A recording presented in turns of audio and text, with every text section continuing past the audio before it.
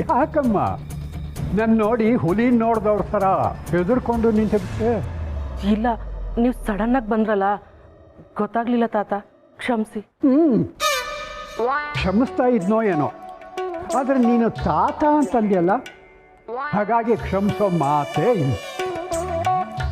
ರತ್ನ, ಏನಿದು ಹುಡುಗಾಟ? ಹೋಗಿ ಅಡುಗೆ ಕೆಲಸ ನೋಡ್ಕೊ. ಸರಿ ಅಮ್ಮ.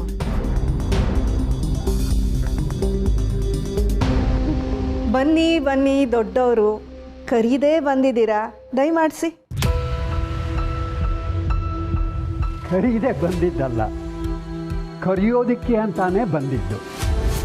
ಹಾಲಲ್ಲಿ ಯಾರೂ ಕಾಣಿಸ್ಲಿಲ್ಲ, ಇಲ್ಲಿ ನಿಮ್ಮ ಧ್ವನಿ ಕೇಳಿಸ್ತು. ಬಹುಶಃ ತುಳಸಿನೂ ಇಲ್ಲೇ ಇರಬಹುದೇನೋ ಅಂದ್ಕೊಂಡು ಸೀದಾ ಇಲ್ಲಿಗೆ ಬಂದ್ಬಿಟ್ಟೆ. ಹೇಗಿದ್ದೀರಿ ಶಾರ್ವರಿ ಅವರೇ? ಹೀಗಿದ್ದೀನಿ, ತಮ್ಮಂಥವರ ಆಶೀರ್ವಾದ. ರತ್ನ, ಹಿರಿಯರು ಬಂದಿದ್ದಾರೆ, ತಿಂಡಿ ಬಡಿಸು. ತಿಂಡಿ ಗಿಂಡಿ ಏನು ಬೇಡ, ನಾನು ಮುಗಿಸ್ಕೊಂಡೇ ಬಂದಿದ್ದೆ. ಆದರೂ ನಮ್ಮನೆ ತಿಂಡಿ ತಿನ್ನಕ್ಕೂ ಅದೃಷ್ಟ ಇರಬೇಕಲ್ವಾ? ಅರಮನೆಯಲ್ಲಿದ್ದರೂ ಕೂಡ ಕೃಷ್ಣ ಇಷ್ಟಪಟ್ಟಿದ್ದು ಕುಚೇಲಿನ ಮನೆ ಇಡೀ ಅವಲಕ್ಕಿನೇ ಅಲ್ವಾ? ಕೂತ್ಕೊಳ್ಳಿ. ನಂದಾಗಿದೆ ಅಂತ ಹೇಳಿದ್ನಲ್ಲ ಶಾರ್ವರಿ ಅವರೇ. ಆಗಿದ್ರೂ ನಮ್ಮನೆಗೆ ಬಂದಮೇಲೆ ಸ್ವಲ್ಪನೂ ತಿಂದೇ ಇದ್ರೆ ಹೇಗೆ? ದಯವಿಟ್ಟು ಕೂತ್ಕೊಳ್ಳಿ.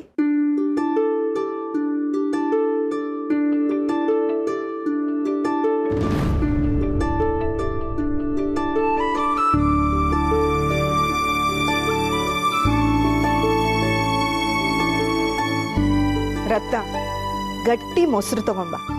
ಇವರಿಗೆ ಅಪರೂಪನೇನು.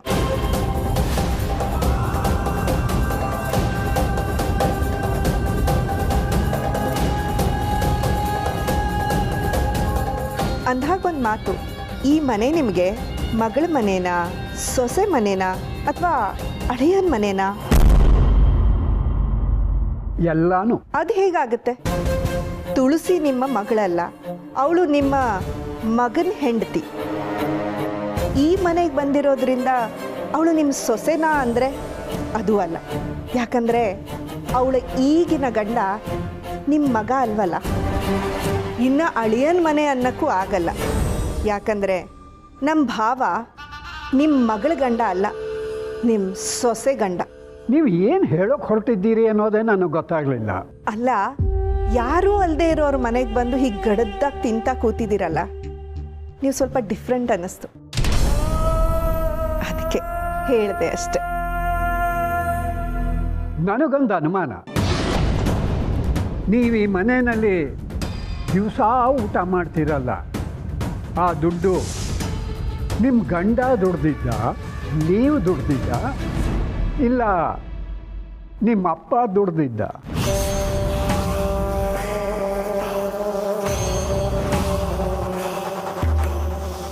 ವಾಟ್? ನೀವೇನು ಹೇಳ? ಹಾಗಲ್ಲ, ನನಗೂ ಒಂದೊಂದು ಸಲ ನೀವು ತುಂಬ ಡಿಫ್ರೆಂಟ್ ಅಂತ ಅನಿಸುತ್ತೆ. ಯಾಕೆ ಅಂದರೆ ನಿಮ್ಮ ಗಂಡ ದುಡಿಯೋ ಸ್ಥಿತಿನಲ್ಲಿಲ್ಲ. ಇನ್ನು ನಿಮ್ಮಪ್ಪನ ಬಗ್ಗೆ ನನಗೇನೂ ಗೊತ್ತಿಲ್ಲ. ನೀವು ಏನೂ ದುಡಿತಿಲ್ಲ ಅಂತ ನನ್ನ ಭಾವನೆ. ಅಂದಮೇಲೆ ನೀವು ಮಾಧವ ಅಂದ್ರೆ ನನ್ನ ಅಳಿನ ಹಂಗಲ್ಲಿರೋದಲ್ವಾ? ರತ್ನ, ನೀನು ಸ್ವಲ್ಪ ಆಚೆ. ಅರೆ, ಗಟ್ಟಿ ಮೊಸರು ಹಾಕಮ್ಮ. ನನ್ನ ಅಳಿಯನ ಮನೆಗೆ ಅತಿಥಿಯಾಗಿ ಬಂದು ಗಟ್ಟಿ ಮೊಸರು ತಿನ್ನೋದಕ್ಕೆ ನನಗೇನೂ ನಾಚಿಕೆ ಇಲ್ಲ. ನಾನೇನು ಬಿಟ್ಟಿಯಾಗಿ ಇಲ್ಲೇ ಇಲ್ಲವಲ್ಲ. ಹಾಕಮ್ಮ.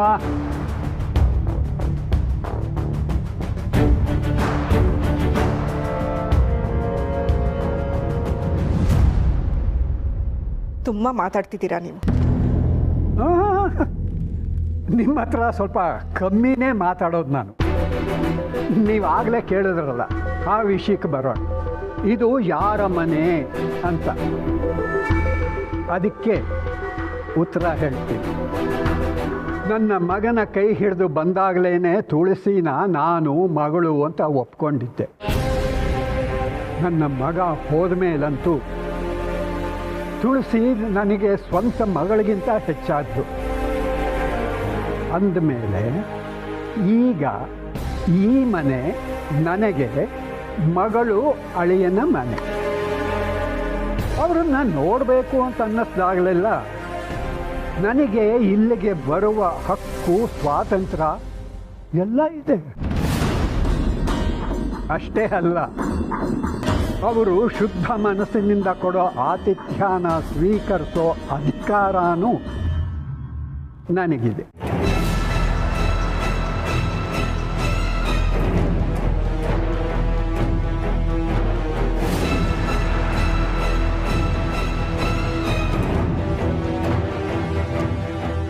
ತಿಂಡಿ ತುಂಬ ಚೆನ್ನಾಗಿತ್ತು.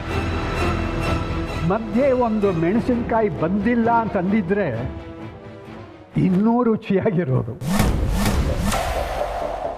ಚಿಂತೆ ಎಲ್ಲ ಬಿಡಿ, ಅದನ್ನು ಪಕ್ಕಕ್ಕೆ ಎತ್ತಿಟ್ಟಿದ್ದೀನಿ. ಖಾರ ಅದರ ಗುಣ ಅಂತ ಗೊತ್ತಾದ ಮೇಲೆ ಅದರಿಂದ ದೂರ ಇರೋದೇ ಒಳ್ಳೇದಲ್ವಾ?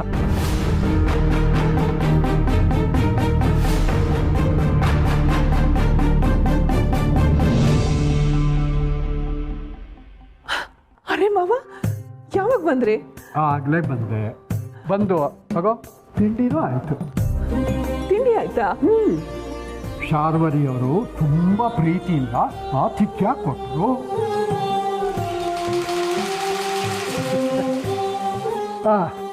ಎಲ್ಲಮ್ಮ, ನಿನ್ನ ಗಂಡ ಮಾಧವ ಇನ್ನೂ ಧ್ಯಾನ ಮಾಡಿಕೊಂಡೇ ಇದ್ದಾನ? ಕೆಫೆಲೇನೋ ಕೆಲಸ ಅಂತ ಬೇಗ ಹೋದ್ರು ಮಾವ. ಹೌದಾ? ಅವನನ್ನು ನೋಡಬೇಕಿತ್ತಲ್ಲ. ಓಹೋ, ಬೆದರ್ಗೊಂಬೆ, ಉಗ್ರ ಪ್ರತಾಪಿ, ಗಿರ್ಗಿಟ್ಲೆ. ಯಾಕೆ ಮಾವ ಮಾಧವ್ ಅವ್ರನ್ನ ಕೇಳ್ತಾ ಇದ್ರಿ? ಏನಾದರೂ ಮಾತಾಡ್ಬೇಕಾ? ಏನು ವಿಷಯ? ಏನಿಲ್ಲಮ್ಮ, ನಾಳೆ ತುಳಸಿ ಪೂಜೆ ಅಲ್ವಾ, ಅದಕ್ಕೆ ಮನೆಯಲ್ಲಿ ಸತ್ಯನಾರಾಯಣ ಪೂಜೆ ಇಟ್ಕೊಂಡಿದ್ದೀವಿ.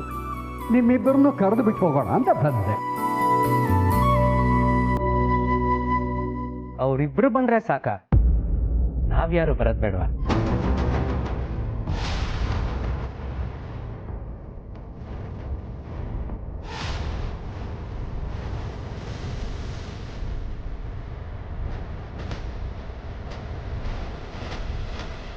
ಅಭಿ, ಬಿಡು ಅಭಿ,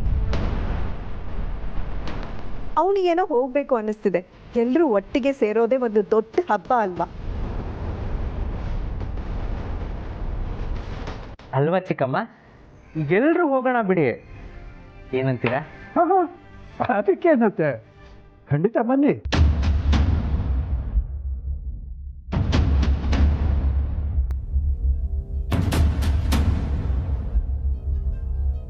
ಈ ಮಾಮ್ ಅಭಿಬ್ರು ಏನು ಮಾಡ್ತಿದ್ದಾರೆ?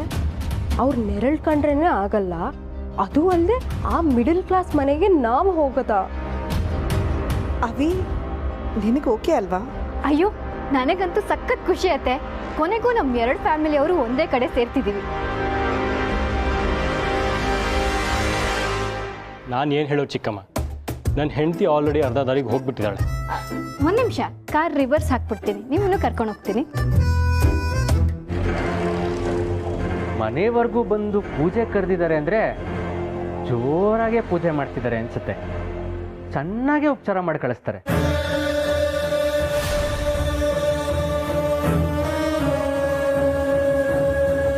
ನಮ್ಮನೆಗೆ ಅವ್ರ ಸೊಸೆನ ಕೊಟ್ಟು ಮದುವೆ ಮಾಡಿದ್ದಾರೆ ಅಂದಮೇಲೆ ಅವ್ರ ಸೊಸೆ ಘನತೆ ಕಾಪಾಡದೆ ಇರ್ತಾರ?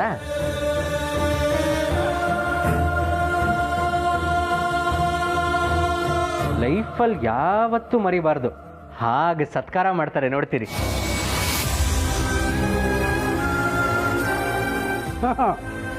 ಸರಿಯಾಗಿ ಹೇಳಿದೆ ಉತ್ತರ ಕುಮಾರ.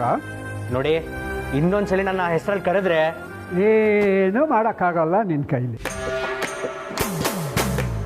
ಅದಕ್ಕೆ ಅಲ್ವಾ ನಿನ್ನ ಉತ್ತರ ಕುಮಾರ ಅನ್ನೋದು.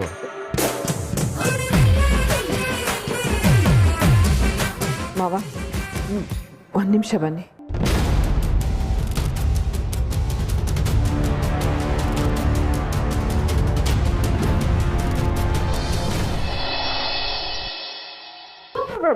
Stop stop. ಏನು ನಿನ್ನ ಅಜೆಂಡಾ? ಅಲ್ಲ ಹೋಗಿ ಹೋಗಿ ನಾವು ಅವ್ರ ಮನೆಗೆ ಪೂಜೆಗೆ ಹೋಗ್ತಿದೀವ. ಎಸ್, ಅವ್ರ ಹಣೆ ಬರಹ ಎಲ್ರಿಗೂ ಗೊತ್ತಾಗದ್ ಬೇಡವಾ? ಅಂದ್ರೆ ನಮ್ಮ ರೇಂಜ್ ಏನು, ನಮ್ಮ ಲೆವೆಲ್ ಏನು, ನಮ್ಮನ್ನ ಪೂಜೆ ಕರಿಬೇಕು ಅಂದರೆ ಅವರು ದುಡ್ಡನ್ನು ನೀರು ಥರ ಖರ್ಚು ಮಾಡಬೇಕು. 10 ರೂಪಾಯಿ ಖರ್ಚು ಮಾಡೋದಕ್ಕೂ ಹಿಂದೆ ಮುಂದೆ ನೋಡೋ ಅವರು ನಮ್ಗಿನ್ನೆಂಥ ಟ್ರೀಟ್ಮೆಂಟ್ ಕೊಡ್ತಾರೆ ನೋಡೋಣ. ಅಲ್ಲ ಅದರಿಂದ ಏನು ಯೂಸು? ಲೇ ದಡ್ಡಿ, ಮೋಸ ಮಾಡಿ ದೊಡ್ಡವ್ರ ಮನೆ ಸಂಬಂಧ ಬೆಳೆಸಿದ್ರೆ ಸಾಲದು, ದೊಡ್ಡವ್ರನ್ನ ಹೇಗೆ ಟ್ರೀಟ್ ಮಾಡೋದು ಅನ್ನೋದು ತಿಳ್ಕೊಂಡಿರ್ಬೇಕು. ಅದಕ್ಕೆ ಅವ್ರ ಮನೆಗೆ ಹೋಗಿ ಅವ್ರ ಲೆವೆಲ್ ತಿಳಿಸಿ ಬರೋಣ ಅಂತ. ಇನ್ಮೇಲೆ ನಮ್ಮಂಥವ್ರ ಎದುರುಗಡೆ ತಲೆ ಎತ್ತು ನಿಂತ್ಕೋಬಾರ್ದು.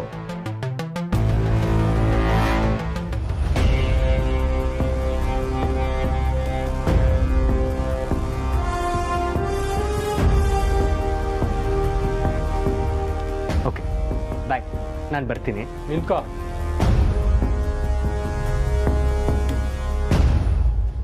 ಏನ್ ನಿನ್ನ ಉದ್ದೇಶ? ಯಾವ್ದ್ರ ಬಗ್ಗೆ ಕೇಳ್ತಿದ್ದೆ? ನಿನಗೆ ಅವ್ರ ಮನೆಯಲ್ಲಿ ಯಾರು ಕಂಡ್ರೂ ಆಗಲ್ಲ, ಸ್ಟಿಲ್ ನೀನಾಗಿ ನೀನೇ ಪೂಜೆಗೆ ಹೋಗಕ್ಕೆ ಒಪ್ಕೊಂಡಿಯಲ್ಲ. What's your intention? ಬ್ರೋ ಅದು ಆ್ಯಕ್ಚುಲಿ ಬ್ರೋ ಯಾರನ್ನು ಕೇಳಿದ್ದು? ನಾನೇ ಉತ್ತರ ಕೊಡ್ತೀನಿ. ಬ್ರೋ, ನಾವು ಯಾಕೆ ಅವ್ರ ಮನೆಗೆ ಹೋಗ್ಬಾರ್ದು ಅಂದಿಲ್ಲ.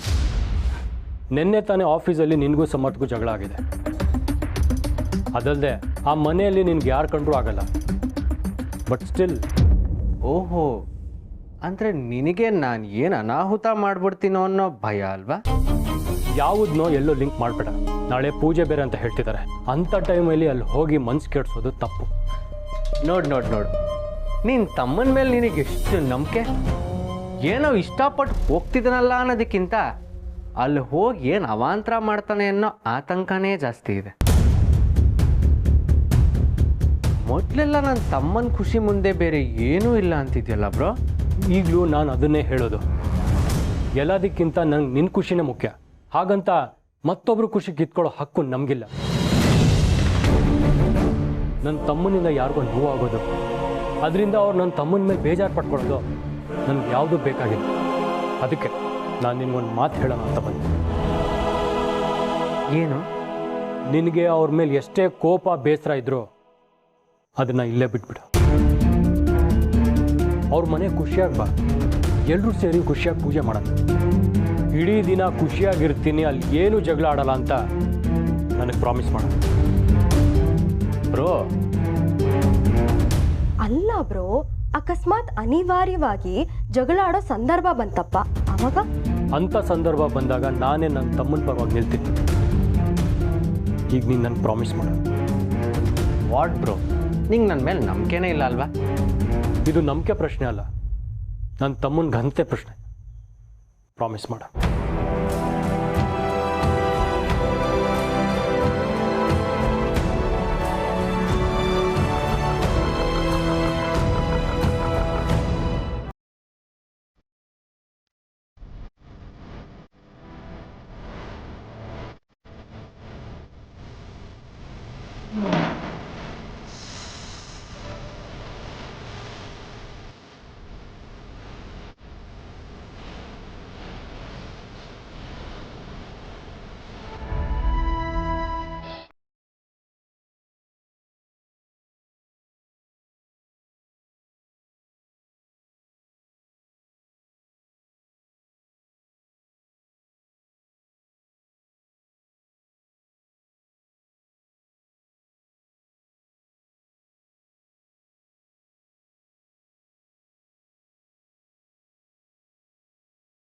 ಇದ್ರು ನನಗೆ ಅಪ್ಪನೇ ಮಾವ, ಅಥವಾ ಅದಕ್ಕಿಂತ ಹೆಚ್ಚು ಅಂತಾನೆ ಅನ್ಕೊಳ್ಳಿ.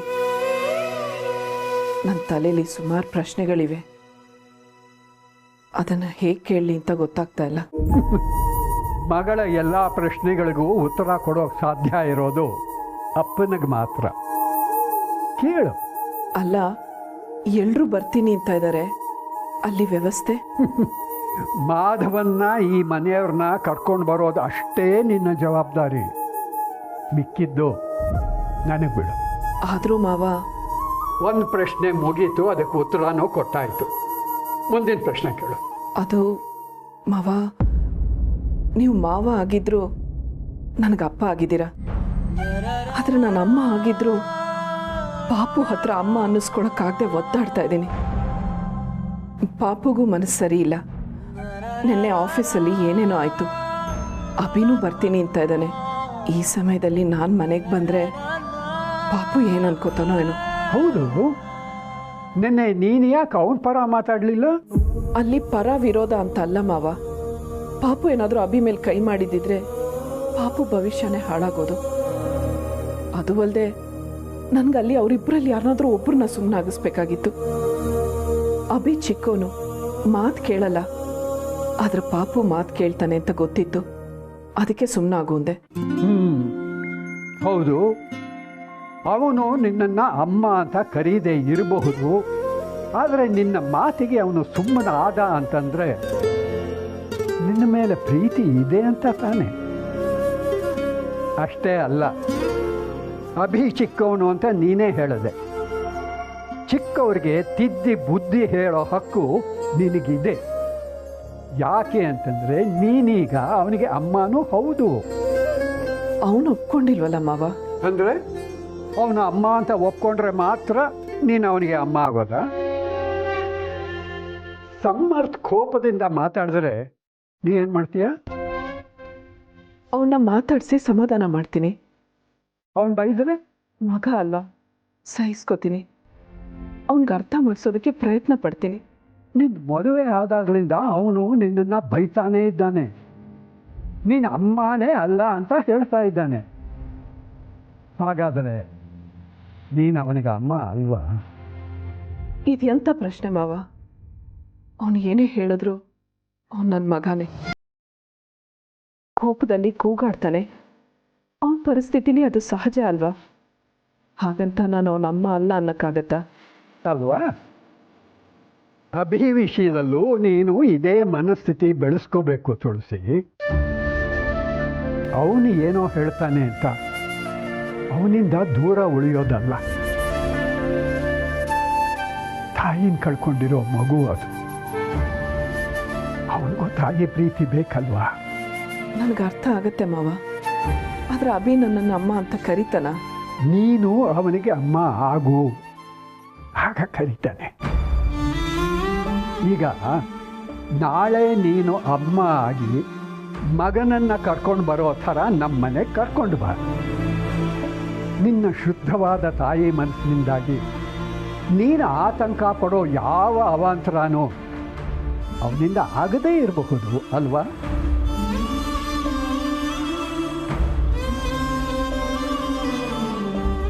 ಮಾವ, ಸಮರ್ಥ ಕೆಲಸದ ವಿಷಯ ಸಿರಿಗೆ ಏನೂ ಯೋಚನೆ ಮಾಡಬೇಡ.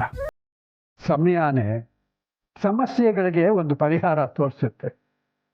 ನೀನು ಚಿಂತೆ ಮಾಡದೆ ನಾಳೆ ಮನೆಗೆ ಬಾ.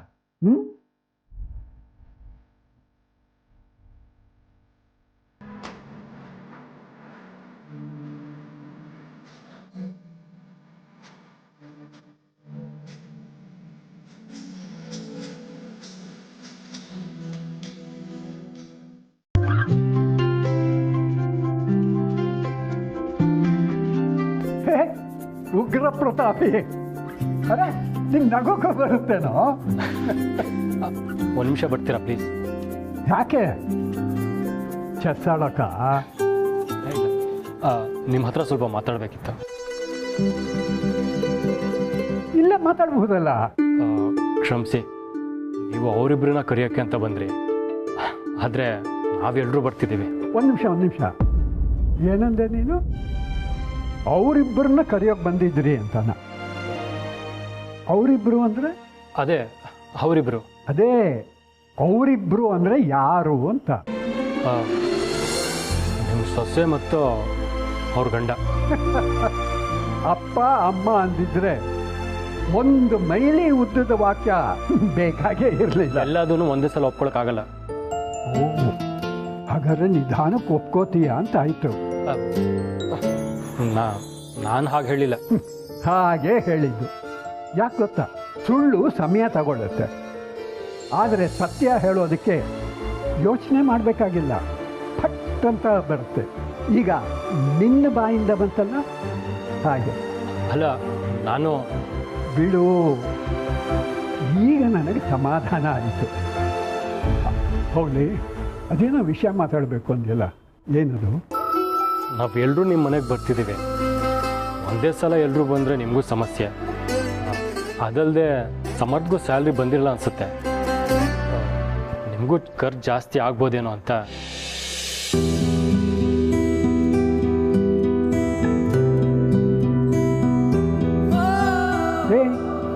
ಏನು ಅಂದ್ಕೊಂಡಿದ್ದೀಯಾ? ಊರಿಗೆಲ್ಲ ನೀನು ಒಬ್ಬನೇ ದುಡ್ಡು ಕೊಂಡಿರೋನು ಅನ್ನೋ ಥರ ಆಡ್ತಿದ್ದೀಯಾ? ಮನೆಗೆ 100 ಜನ ಬಂದರು ಅದ್ಧೂರಿಯಾಗಿ ಉಪಚಾರ ಮಾಡೋದು ಹೇಗೆ ಅಂತ ಈ ದತ್ತನಿಗೆ ಗೊತ್ತಿದೆ. ದಯವಿಟ್ಟು ತಪ್ಪು ತಿಳ್ಕೊಬೇಡಿ. ನಿಮಗೆ ನೋವು ಕೊಡೋ ಉದ್ದೇಶ ನನಗಿಲ್ಲ. ಆದರೆ ನೀನು ಒಪ್ಕೊಳ್ದೇ ಹೋದರೂ ಪದೇ ಪದೇ ನಿಮ್ಮಪ್ಪನ ಹಾಗೆ ನೀನು ಅನ್ನೋದನ್ನು ಸಾಬೀತು ಮಾಡ್ತಾ ಇದ್ದೀಯ. ಇನ್ನೊಬ್ಬರಿಗೆ ಕಷ್ಟವಾಗಬಾರ್ದು ಅಂತ ಮರಗೋ ಮನಸ್ಸಿದೆಯಲ್ಲ, ಅದು ಯಾವಾಗಲೂ ನಿನ್ನ ಜೊತೆಲೇ ಇರಲಿ. ನಾಳೆ ಕುಟುಂಬ ಸಮೇತ ಬನ್ನಿ, ಅದೇ ಸಾಕು. ಇದೆಲ್ಲ ಏನು ಬೇಡ. ನಾನೇನು ಬರ್ತೀನಿ. ಇರಿ, ಕಾರಲ್ಲಿ ಡ್ರಾಪ್ ಮಾಡ್ತೀನಿ. ಈ ಕಾಲಿರೋವರೆಗೂ ಯಾವ ಕಾರು ಬೇಡ. ಬಸ್ ಸ್ಟಾಪ್ ಹೇಗಿದ್ರು ಹತ್ರನೇ ಇದೆಯಲ್ಲ, ನಾ ಬರ್ತೀನಿ.